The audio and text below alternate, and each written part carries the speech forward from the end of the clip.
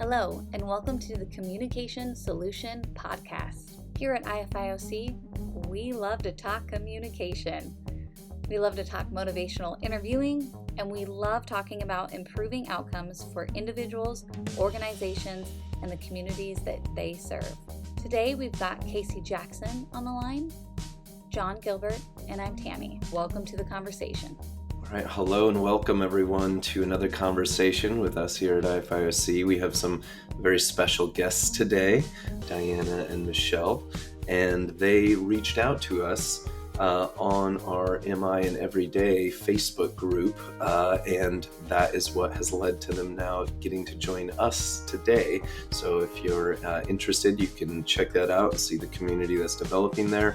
And more importantly, today we want to honor what Diana and Michelle brought up. That's going to seemingly be a pretty rich, interesting conversation that's going to get into self-disclosure in motivational interviewing and aspects of that, as well as a lot of other components that run deeper than that Diana, we were just talking about with, that seem to be very, very interesting. So I'm really looking forward to the conversation. So if you wouldn't mind, Diana, just introducing yourself a little bit of, some of the things with your profession, how you're applying it, and what came up for you to kind of inspire the particular question you asked. And then maybe we can point to Michelle and then dive in from there. Oh, fantastic. Well, thanks so much for having us here today. I'm really looking forward to this conversation. So yes, my name is Diana and I work for the Rehab Center of Children in Winnipeg, Manitoba, Canada. We are a medical clinic that provides support for children and families with disabilities. And some of the work that we do, or all of the work that we do, we are always striving to improve our practice in terms of cultural safety and sensitivity so that all the families and children that come into our center feel supported and safe and welcome here. As we continue to learn and strive towards excellence in providing that culturally appropriate care, we are learning about communication and we practice and we learn about motivational interviewing, and we feel quite confident in how successful and positive motivational interviewing is as a style in terms of working with children and families. And it came in at a time when we were receiving some teachings. We have an elder in residence who provides some guidance to our staff. And this issue of disclosure had come up, and it just kind of piqued some curiosity for me. In motivational interviewing, what I've learned, and I'm certainly no expert, but what I've learned is that we would tend not to offer a lot of personal information, or we wouldn't tend to speak from our own personal experiences, but rather might refer to the experiences of other clients or other folks that we've worked with as a way of kind of sharing information with families.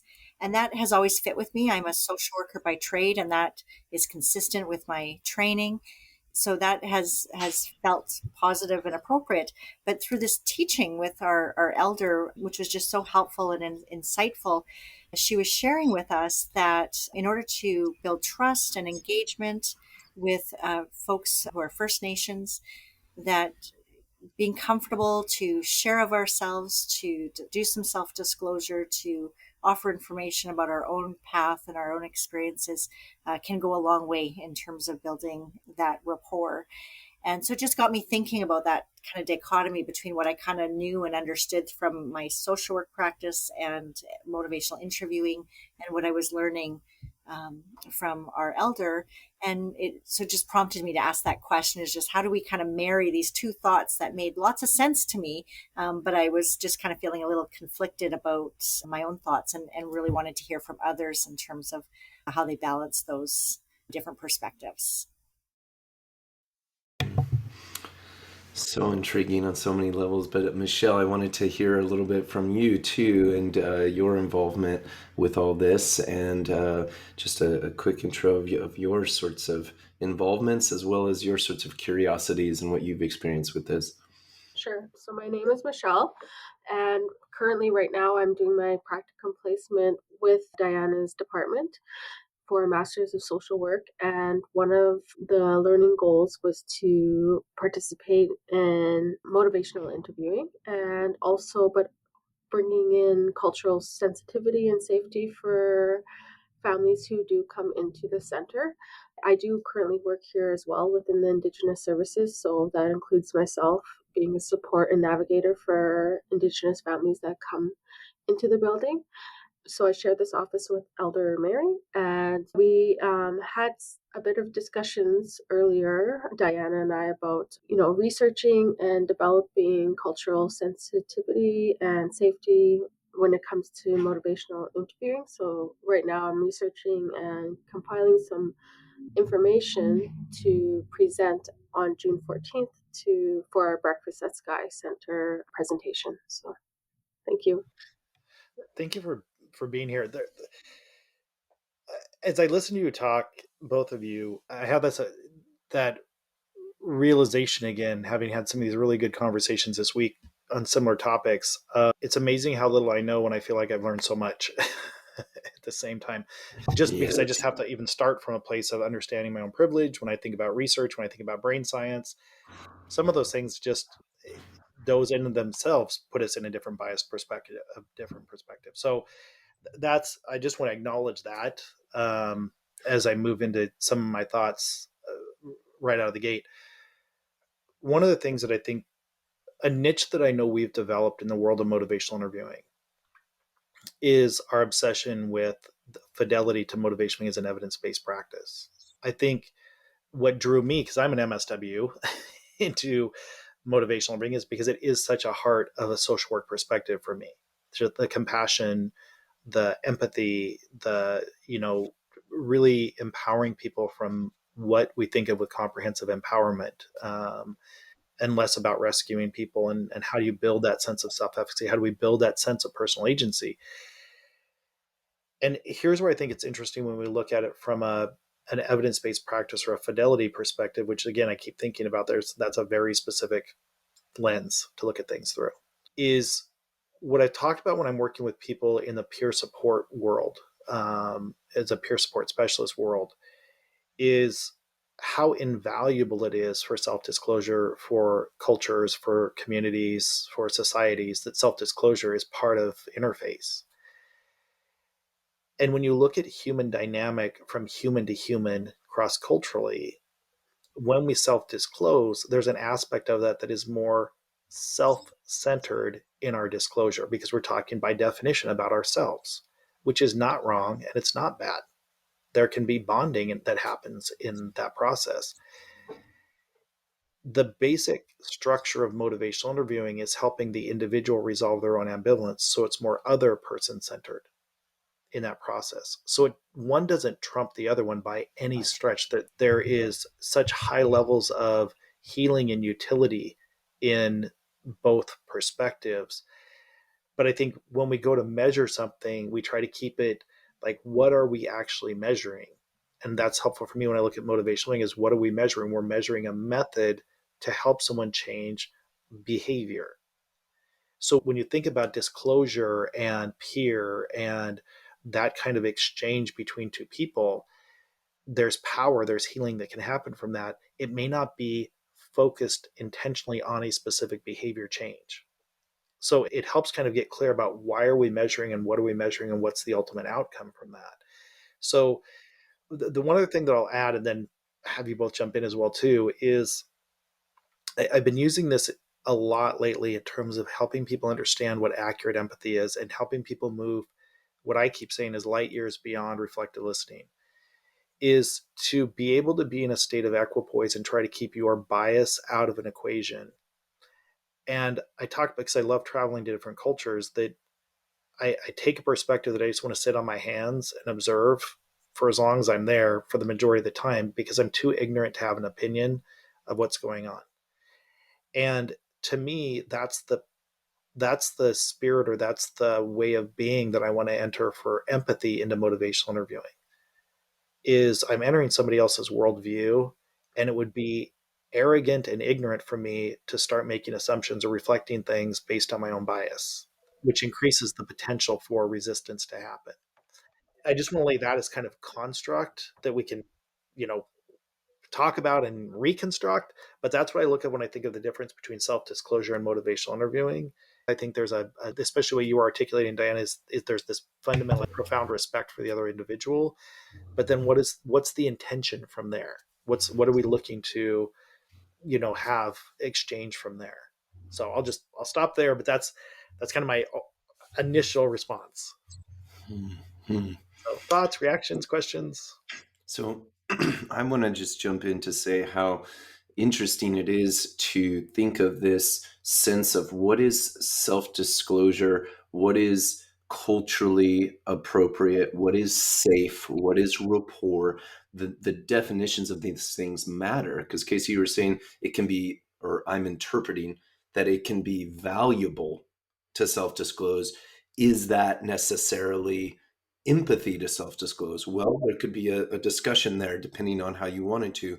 Could it be building rapport like Diana was talking about? Completely. Now, how culturally relevant is it to completely not include yourself at all? That might not be as culturally relevant, which to me speaks to, Casey, what you were talking about of what's your intent? What are you trying to do? Are you trying to make it completely about the other person, about the you? Are you trying to make it about me relating to you? And then the we with us? And so, what is my intent in what I'm doing that you were alluding to there? And when you talk about this in trainings, that's really helpful for me. And then I'd love to hear Dana, you and Michelle get into where you see the rub or the dichotomy or where you see popping in and out of MI, if that's, or just your experience. But the idea with this is that there is a context of relationship. I actually pulled up a sense of what is me relating to you, Casey, that you talk about is different than the sense that we're all talking with each other right now, and that's called that therapeutic relationship, right? In the research. And so I was pulling up this Dr. Teresa Moyer's article from 2014 called "The Relationship in Motivational Interviewing," and it says MI occurs within a relational context of empathy and acceptance, and this interpersonal foundation is seen as both an essential ingredient of the method as well as a facilitative condition for evoking language in favor of change. And so I wanted to bring that up, Casey, because I think you can have the intention of making that all about the other person and not needing to include self-disclosure. There is something about this spatial psycho whatever space we're sharing that you could call a relationship.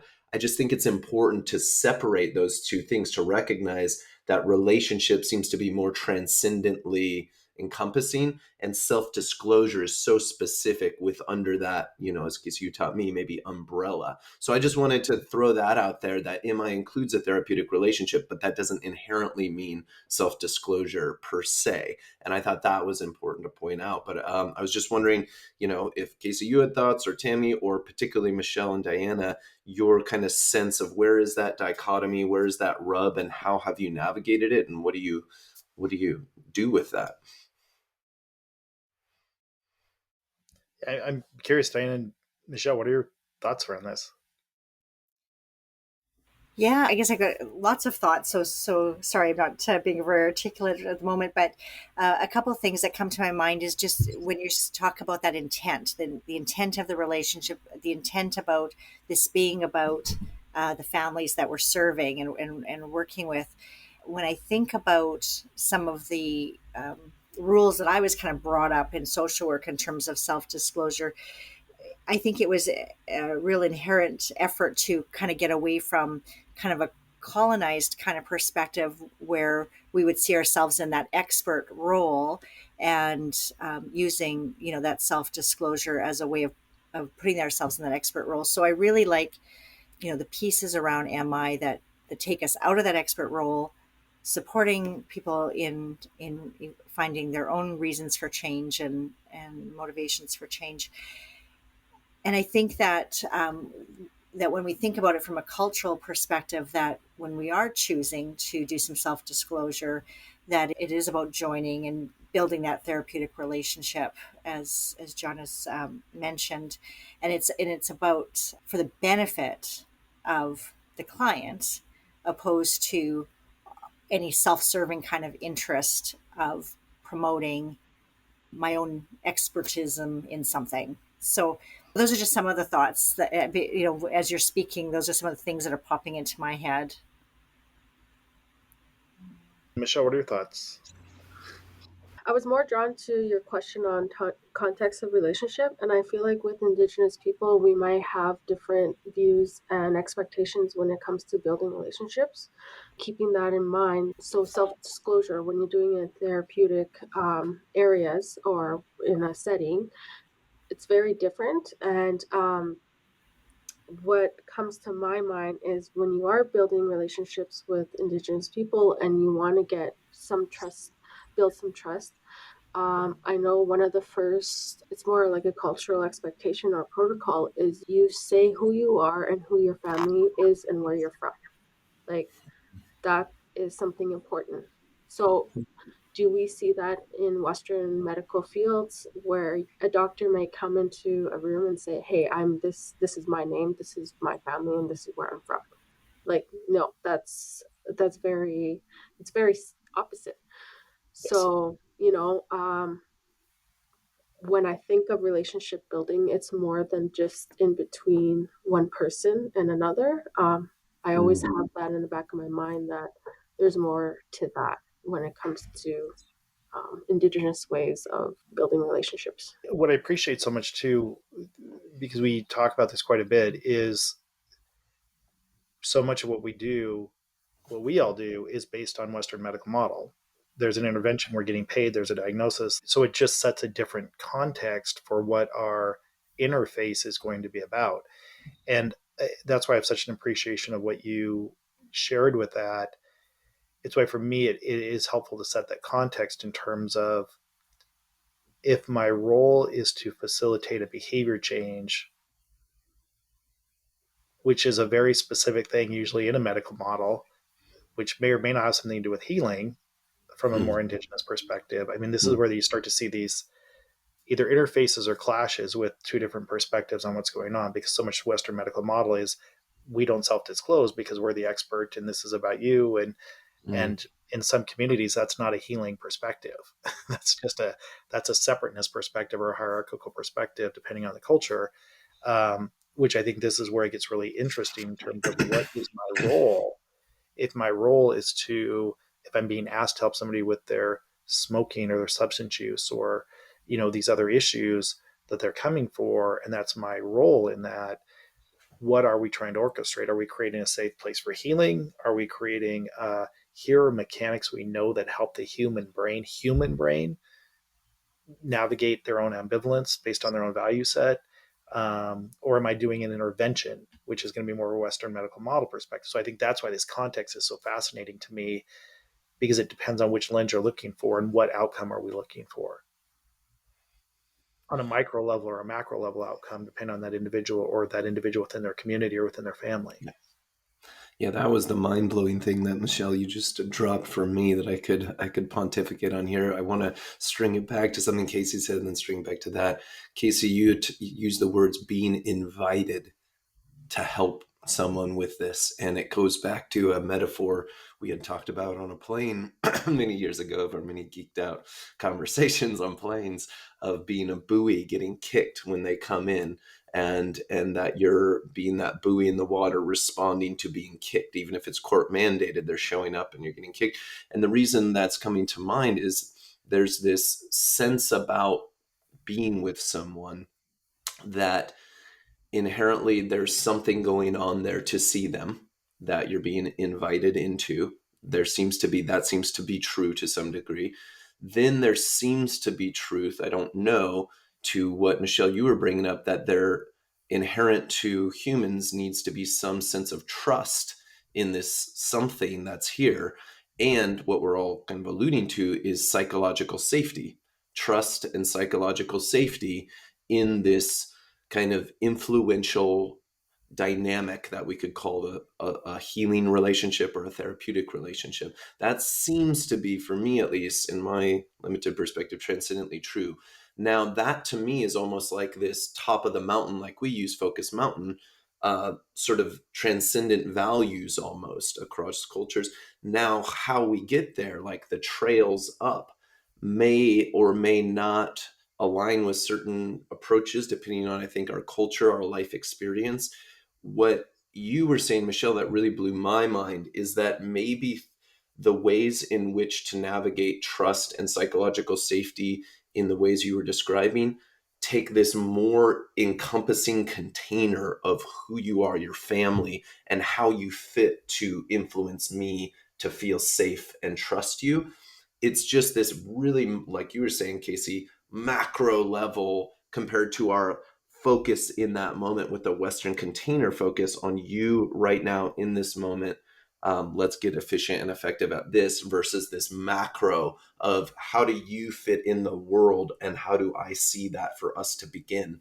And it's just such different, interesting lenses to go about trust, psychological safety, and then the healing process that can be more efficient or less efficient in this process, depending on what resonates with that person and how mindful the practitioner is. So those were just some thoughts I had. I don't know if anyone had thoughts or reactions, but that just blew my mind to think about what is the container in which I'm experiencing this person on this level or this focus.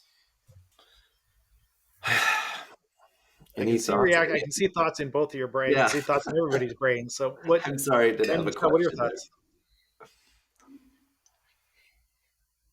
What are your thoughts? Just react to that. I liked a lot of the words that you said, John, and it one of the things that that you reiterated that Casey had mentioned, like just being invited in and how important that is. And we see it unfortunately so many times where people might come and see us once or twice and then they stop coming, and we wonder where we've missed the mark, like what happened there. And it feels like we really need to spend a bit more time kind of reflecting on that and seeing what we can do a little bit different. And I wonder, this conversation's kind of prompted for me some curiosity about it. Maybe where we're missing the mark sometimes is what you've just described there in terms of that micro and macro, and how we've perhaps failed to establish the connection or the trust or the relationship that we wanted to in those first one or two sessions, and perhaps that's that seeing ourselves in that small kind of Western kind of container could be that factor that has been kind of off-putting, and where people just didn't feel engaged enough, or that this process was going to be helpful enough for them to keep coming back. So that's just something that I want to kind of continue thinking about as we move forward. I find it interesting. I don't have that much knowledge when it comes to MI, so a lot of my experiences and teaching so far are more for research or like in the academic field. When I think of relationship building and holistic methods of working with in social work practices, bringing that decolonization and Indigenous perspective to many areas within, not just work, but, different areas of practices in the health field. So, yeah, it's interesting because I feel like when you say this containment and, you're bringing in these different ideas, I always go back to the medicine wheel. So the medicine wheel teachings where you do, as an Indigenous social worker, I try to incorporate that. So it's not just when you say I come from a place of trying to, the human brain going through that route, a medical model of therapy. I feel I'm always looking at the medicine wheel where I think of emotional, spiritual, and cognitive health when it comes to not as my role as a social worker, but interacting with other people and clients. Here's what I think is so interesting when you see these either intersections or crosswalks or conflicts with these different ways of different perspectives of looking at it. Again, when I think of motivational learning, I keep thinking about it's helping an individual resolve ambivalence about a specific behavior. Like this is such a specific, it's like a gamma knife, or it's why are we using this tool for this intervention? So I think this is where it can be. I think it's important when we talk about motivation as a way of being, or the spirit of motivation. I think is incredibly important. But I think we can have the spirit of motivational interviewing and be very ineffective at behavior change, which means then it's not motivational interviewing. So I think this is why it's such a fascinating conversation, because it's where do these elements intersect? And what both of you have talked about, but one of the things that you'd said, Diana, that sparked one of the ways that I like to talk about motivational interviewing from that perspective, and I think this is where it gets into the disclosure aspect of it, is I'll tell people that I'm training, my ideal as a using motivational interviewing is when the person forgets that I'm in the room. Because what I want access to is that undefended, unedited brain that's laying with their head on the pillow or laying under the bridge or laying in their tent or laying under the stars when no one else is around. That's the brain I want access to in motivational interviewing, because that's where the purity, where their values are and where their ambivalence resides. So as soon as I start to self-disclose, it breaks that spell. It could create a different spell that can be healing and magical, but I don't get access to that unedited, undefended brain, because as soon as somebody feels my presence, their brain, their spirit interacts differently than when they're in their own space. And that own spaceness is what I try to create in an MI based conversation, which negates the Western medical model, because I'm not the expert in the room. I'm actually not even in the room. I'm using their brain and their language and their emotion the most accurate I can to how does it feel to be in their shoes, and where does the internal conflict reside? Where is the ultimate destination beyond the behavior? And this is something that's different in the way that I trained in motivational interviewing, or the way I teach it, is it's so far beyond the target behavior. It's what are your deeper values, because your deeper values are going to help you get clear about the target behavior. Because even the Western idea in motivational interviewing is you cannot do motivational interviewing. I used to have my own allergic reaction to this of you can't do motivational interviewing unless there's a target behavior. And it's like, I conceptually I understand that concept.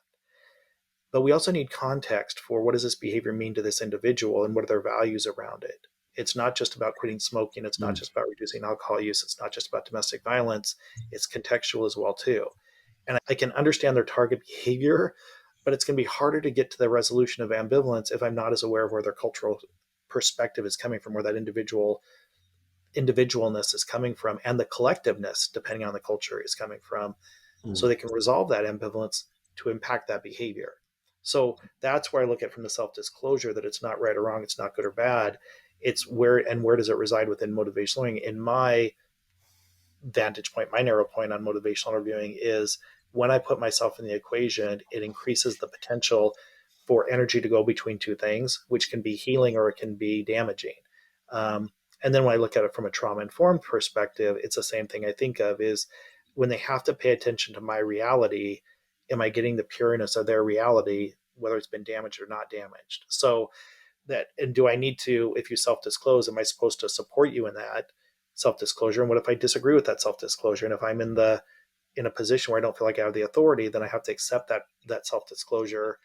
And so I always take that into account when I'm looking from a trauma informed perspective as well too, with power differential. And if it is a wisdom keeper, and my experience feels somewhat different than that, I know there's space created for that, but then where does that put me if I've experienced trauma before as well too, with my own experience? Do I defer to somebody else's experience and lived experience over my own lived experience if I've experienced trauma? So these are all the things that I think make this a wildly complex conversation, and that's just from a privileged white male perspective. I mean, that's literally everything I said. So it's just like, now you take all these other perspectives into it. It's like, this is extremely nuanced and extremely complex. I just got to jump. There's so much richness there, but there are a few concepts that are really critical there, Casey.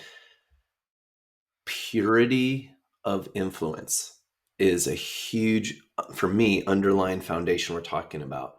How pure is this person's thought in that moment to their thoughts outside of that moment? And it's so interesting when you pair that, Casey, with what you use the word context, because we are in the context of living with other humans in this world. We are not in the context of purely living on our own. So I'm really trying to stretch my mind right now to that macro and sense of that, because where I go is to something, even in a Western model, of something like Gestalt therapy that we were talking a little bit about before, that has an underlying belief. I don't know how the clinical research compares to something like MI, particularly in Indigenous cultures or First Nations. However, where my mind goes, is it that we get this pure access in that moment when they're outside of all that influence in that moment in time? I have a belief that that's definitely true, Casey. I mean, I've been influenced by you and other people in the Western. I believe that that's true. Now, there could be some beliefs and or some other things going on that the very fact that we're in the context of being influenced by other humans, that I, as the healer, can be giving feedback about my experience when you say these things that might be like when they go outside of the context of that room, that they get feedback. And I don't know, I'm just stretching, I'm throwing this out there to try to stretch my brain, that maybe it's a smaller container of feedback that they're getting or bouncing off of that might be important, just like being out in the real world, versus a pureness of this. And I don't know, I have more of the belief of what you're talking about, Casey, but I'm trying to stretch to maybe that's where it comes from, is fitting this larger experience into a moment of healing with feedback. I don't know, but I'm curious for Michelle or Diana, any thoughts you have related to all of that? Yeah, that was a lot. You're right, John. Lots of really rich concepts and things to think about there. What's really resonating for me, Casey, is when you're talking about wanting just that purity of their own thoughts and getting us as a provider, practitioner, just kind of out of the picture as much as possible. So that gives me a lot to kind of think about what that might actually look like and how to kind of get there. I guess I'm just really appreciating that and just how rich then that information is at understanding people's values and beliefs and what's really important to them without the interference of our own biases and judgments that, despite best efforts to hold those things in check, come out in our privilege.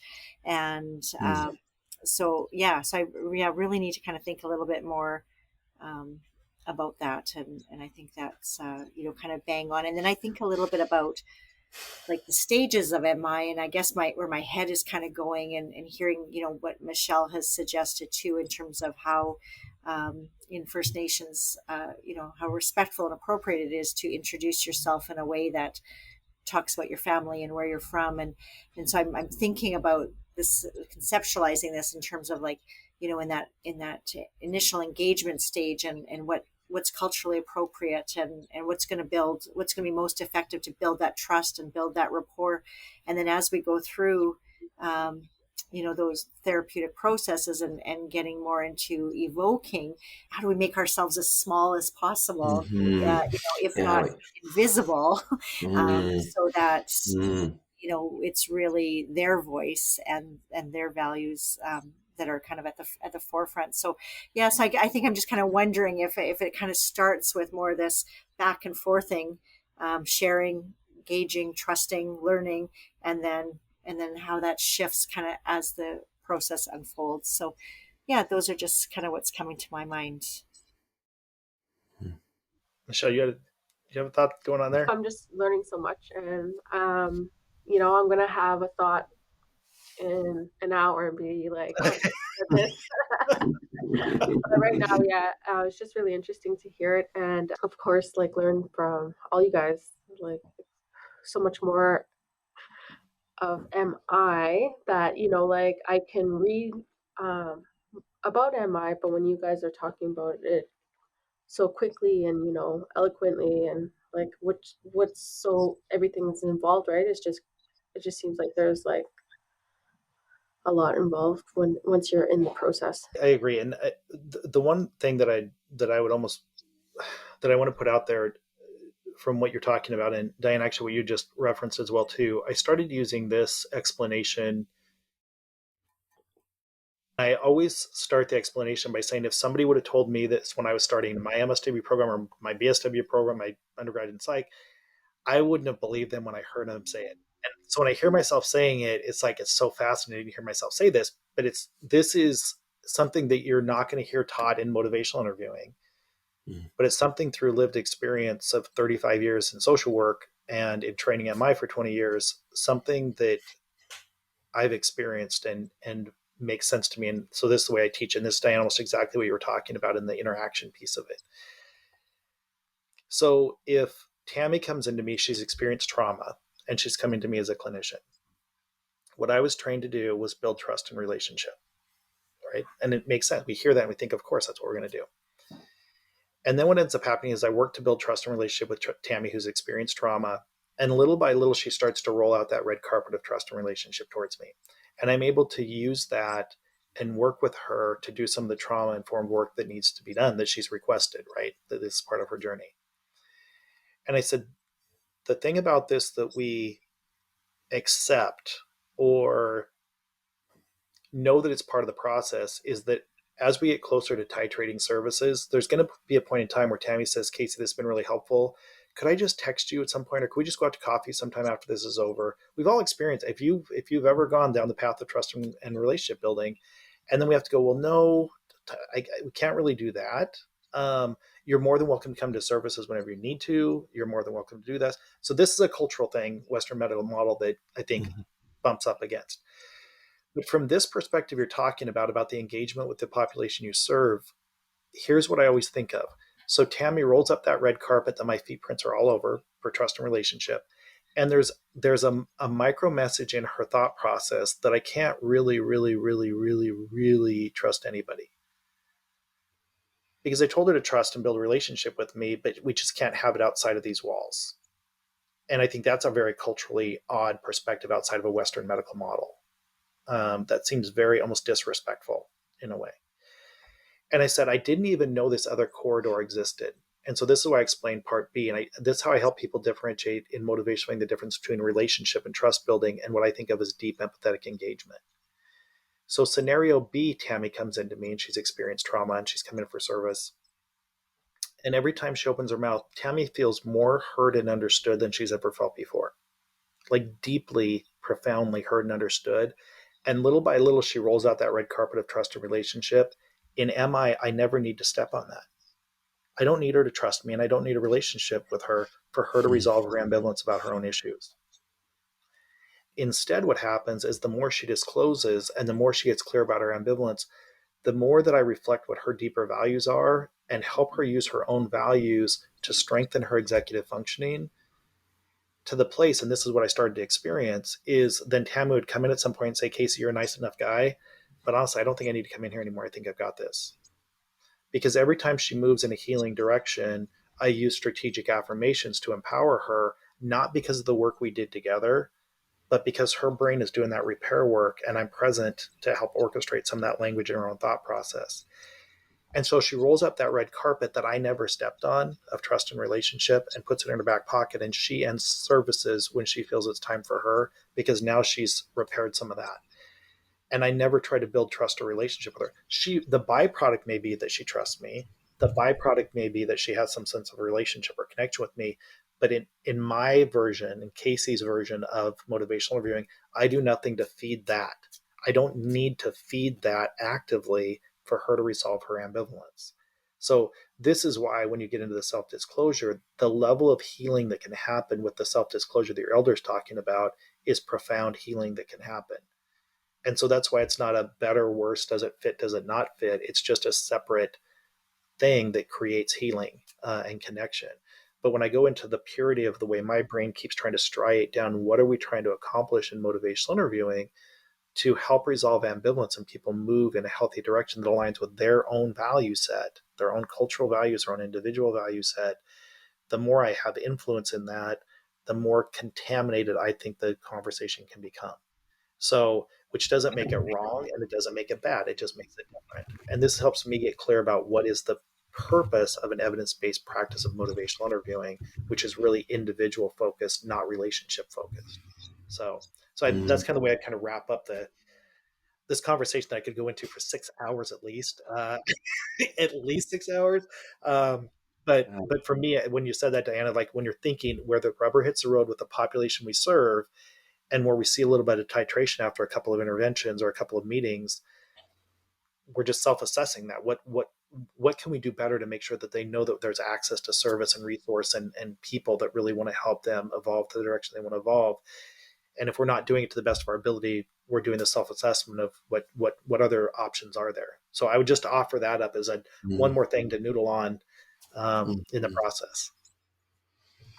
So much here. There's so much richness. It's like I want to just keep talking so bad about this because it's like there's so much to learn. Casey, you alluded to so many things of what's pure and all the stuff about getting into, well, me as the expert bringing this in, and Diana, you of like, well, can we ever truly rid ourselves of what we're bringing in as a privilege or whatever, and that power position. And there's so much there, and there's so many thoughts. It's just, oh my gosh, it's so good. But there is one thing I want to bring up as we're bringing to a close is this, Casey, you were alluding to attachment theory, and there's so many other things we're getting into that we can riff off of in other podcasts, or Michelle, if you think about it for an hour or multiple days and want to come back on and talk more, we can have you on. I just wanted to point people to, if you would like any sort of questions or anything to explore like this, if you don't join the Facebook group, you can go to, or you can send in questions at casey@ifioc.com for us to dive deeper into.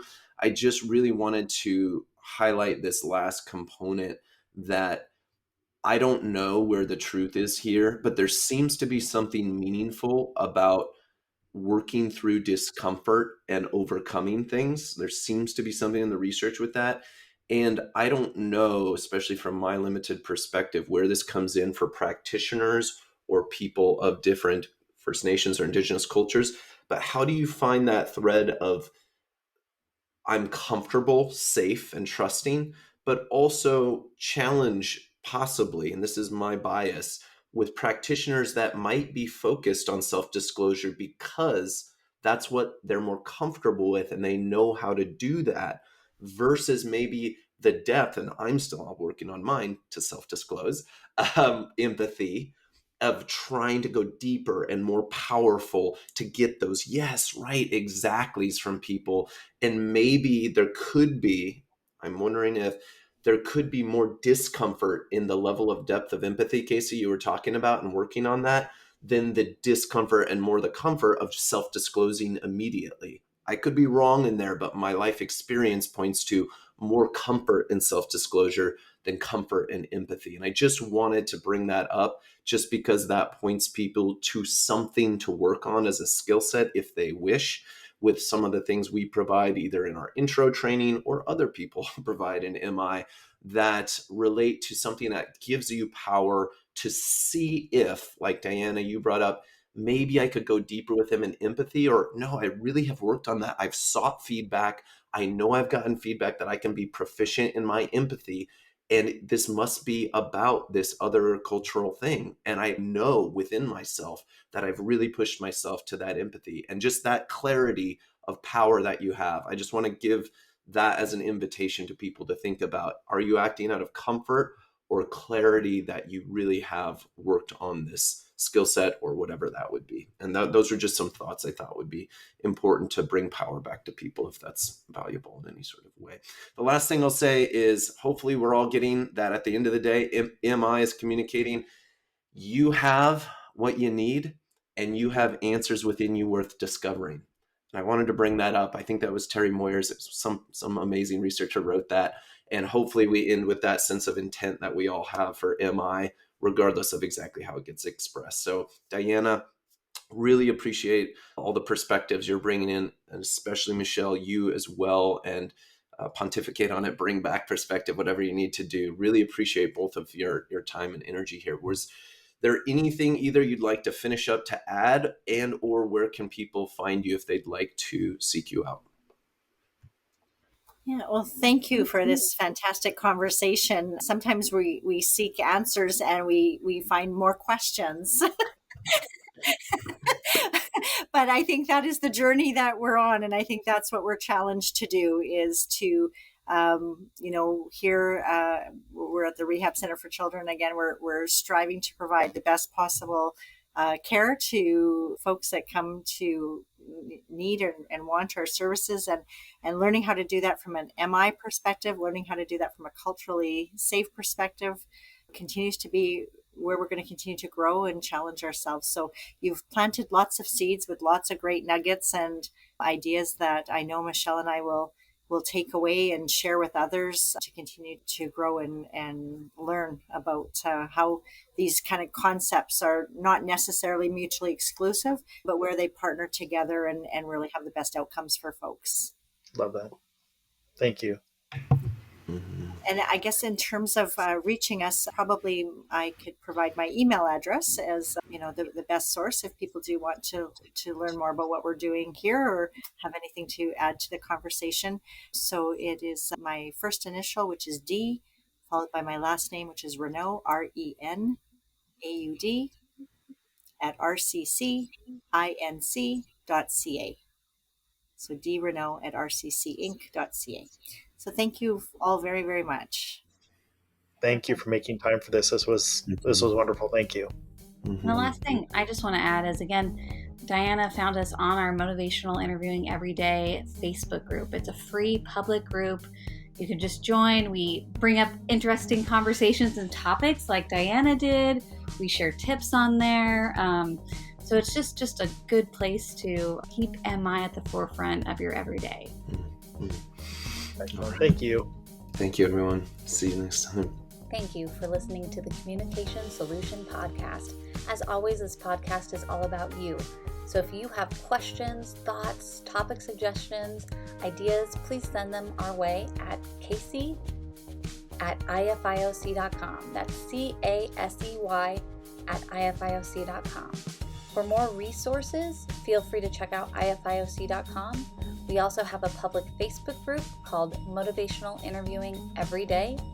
We have an amazing blog, and we have lots of communication tips on our website.